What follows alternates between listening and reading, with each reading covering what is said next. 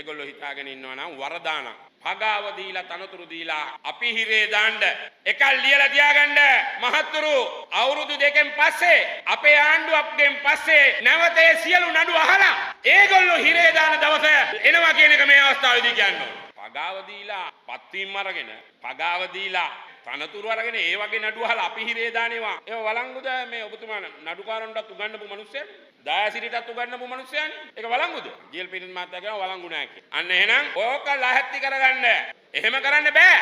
මේ රටේ පගාව දීලා තනතුරු දීලා පත් කරලා එහෙම මිනිස්සු හිරේ දාන්න ආපු කාලේ ඉවරයි. මේ වේදිකාවේ අපි කියනවා අපිට එකතු වෙමු. අපි ජනාධිපති කෙනෙක් ඕනනම් අපි හදන්නම්. හැබැයි හදන කෙනා හදන අය එකතු වෙලා කියන්න ඕනේ නෑ. මම මේ සැරේ ජනාධිපති අපි ඔක්කොම එකතු වෙන්න ඕනේ කියලා. එහෙම නැති මිනිසුන්ට ඕගොල්ලෝ එකතු වෙන්න එපා. එකතු වෙලා මේ රට හදන, මුන් එලවන, මුන් ගෙදරින් මෙතනින් පන්නන දිනේ ළඟ එනවා.